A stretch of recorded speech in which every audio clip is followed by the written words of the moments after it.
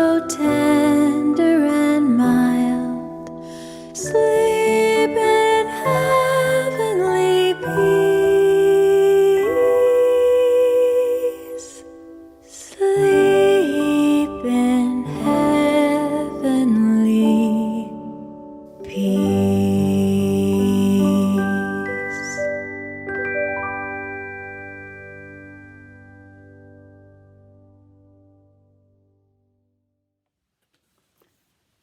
Good morning and welcome to our assembly. This week around school, everything all of a sudden seems to be getting ready for Christmas. We've had the pantomime, the decorations are going up. We're all starting to get excited. There's lots of things to look forward to. Christmas this year, though, is not quite what we're used to. There are things that we normally do that we can't do this year, or we're having to do a little differently. We're discovering new ways to celebrate Christmas, new things that we can do, ways to adapt. When coronavirus first emerged, we had no idea that it was going to go on this long. At first, we thought we'd be back to normal by the summer. Then people started saying, it'll all be over by Christmas. And now here we are. It's not all quite over. But that doesn't mean we can't have Christmas. And this isn't the first time that people have believed that something bad would be over by Christmas. When the First World War began in the summer of 1914, when the soldiers first left England for the battlefield, everyone said it would be over by Christmas. You can imagine how disappointed everyone was when this proved not to be the case. The soldiers found themselves far from home in the trenches on Christmas Eve. But a short video now explaining what happened in some of the trenches that Christmas. Christmas Truce, 1914. On Christmas Eve 1914, on the Western Front, British soldiers heard German troops in the opposite trenches singing carols. They soon joined in with the singing, and both sides shouted Merry Christmas to each other between the trenches. At the first light of dawn on Christmas Day, British and German soldiers met across no man's land. At first, it was feared by Allied soldiers that it was a trick, but this was diffused when it was clear that the German soldiers were unarmed. Second Lieutenant Duggan Chater wrote back home, I think I have seen one of the most extraordinary sights today that anyone has ever seen. About 10 o'clock this morning I was peeping over the parapet when I saw a German waving his arms, and presently 2 of them got out of their trenches and some came toward ours.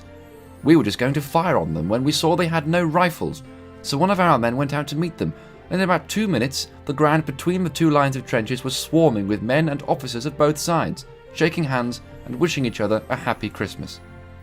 The soldiers who had previously been shooting at each other now shook hands, exchanged gifts of cigarettes and chocolate, buried their dead, and even played a game of football. This ceasefire was not observed everywhere on the Western Front, with fighting continuing elsewhere on Christmas Day. Some officers were unhappy with the truce and worried that it would undermine their soldiers' fighting spirits. The truce came just 5 months after the outbreak of war in Europe, and was one of the last times that the outdated notion of chivalry between enemies would be observed.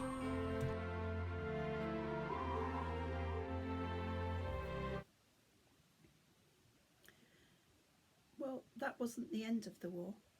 The war continued for 4 more years until peace was declared in 1918.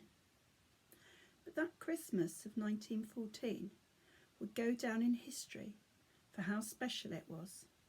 A moment when peace reigned and the soldiers could forget their fighting for just a short while. Christmas 1914 wasn't what people expected. However, out of that suffering that they were experiencing, something wonderful happened. Soldiers crossed the line to meet each other and share a moment of peace together. This Christmas might not be what we were expecting either. But perhaps this year we can discover something really special. Perhaps this year will go down in history for us. If not for the world. And now for this week's merits. In Year 2, the merits this week go to Thomas for his superb work in maths this week and being able to explain his reasoning, and to Isabel for writing some excellent poems in English this week. Well done. In reception, the merits go to Ryan for his brilliant creative work making a lovely Christmas hat, and Valerie for her fantastic answers and contributions during carpet sessions. Well done. The merits in Year 5 go to Poppy for showing great effort in her English homework by identifying poetic techniques in her favourite poem, and to Ralph for trying super hard in his spellings and achieving 4 marks. Well done. The Year 1 merits go to Elsie and Lewis for their great attitude towards their maths work, and in Year 6 the merits are for Donny for his contributions during class discussion, and Alicia for listening to constructive feedback and learning from it. Year 4, your merits this week are for Saskia for being an excellent student, always listening attentively and being ready to learn, and Dermot for his fantastic energy and enthusiasm when you've been practicing your class song for the carol concert. And finally, in Year 3, the merits go to Sienna Kay and Isla for being fantastic role models and always being ready to listen and learn. Well done, girls. Also Year 3, I've got 2 more pen licences this week, and they go to Sienna B and Elsie. Well done, keep up that fantastic handwriting. Now to the house points. It's almost the end of term when we find out who the house of the term are. But for this week, in joint first place, we have the Dolphins and the Parrots. They both get 4 points.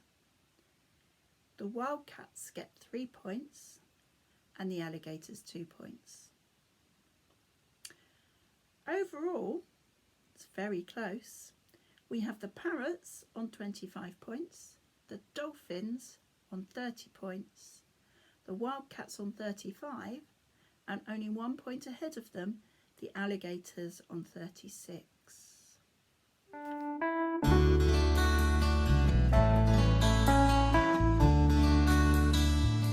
It was all